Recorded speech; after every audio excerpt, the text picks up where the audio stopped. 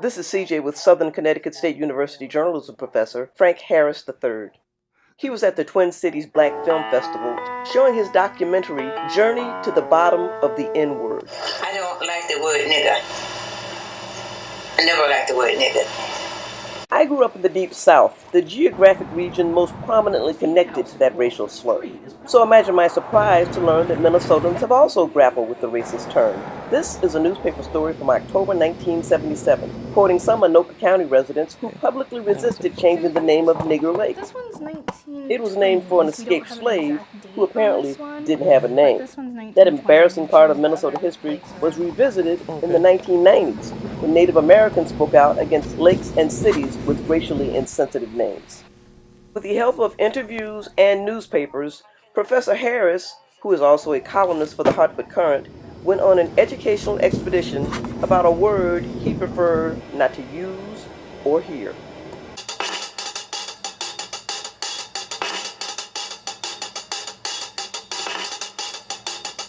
Why were you curious about this?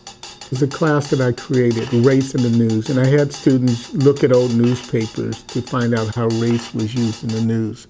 And a lot of them came back talking about, Professor Harris, I saw the word Negro, and they were acting as if it were the other N-word. And I had to explain to them that one time Negro was the common, respectable reference, just like African American and Black is today. Mm-hmm. And that got me thinking about the many different names with which Americans of Black African descent have been known by. You've had colored, you had mulatto, you had Negro, you had Black, you had, and all the derogatory names like nigger. Mm-hmm.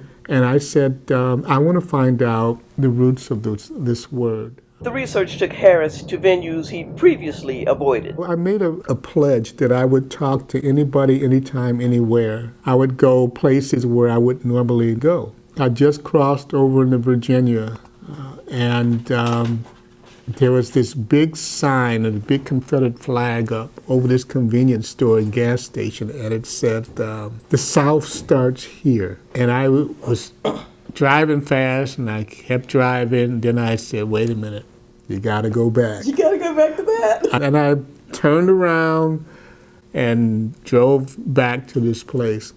And before I got out of the car, I thought about, well, maybe I should call somebody and let them know where I am. Yes, you should. And as I was walking in, this black guy comes out, which I was shocked, because I would not shop somewhere if I see a Confederate flag hanging outside. I walk in and I walk up to the lady behind. She's a young 19, 20-year-old white young lady. And I say, hi, my name is Frank Harris. I'm a journalism professor from Connecticut. I'm interviewing people about the N-word. And she says, well, hold on a minute, let me go get my manager.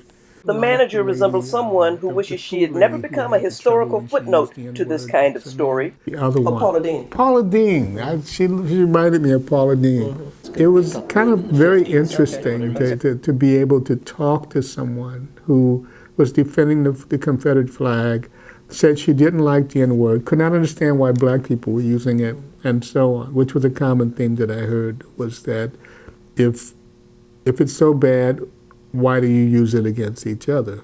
Mm-hmm. And which is something else that I addressed in the film as well. My first ex-husband says that the reason whites don't like black people to use the N-word is because we've made it off limits to them.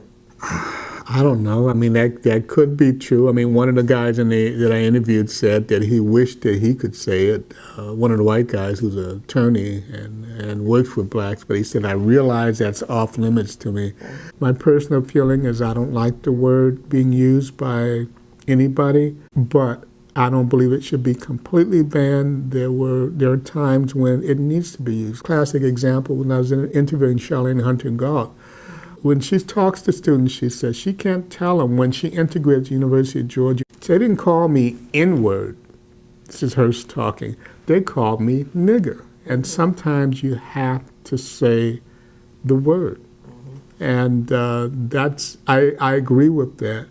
I don't believe in using it just recklessly and so on, but there are times like in this interview here, it's not a normal part of my language. I don't call people that. I don't want people calling me that. I don't play music with it on it.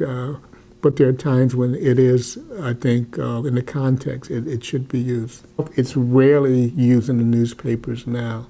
I actually surveyed newspapers, TV stations, and radio stations to find out what their policy was, if any, on the word. And most newspapers and most radio stations, TV stations will not use it. It's kind of going against the trend in society in not airing it and publishing it as much.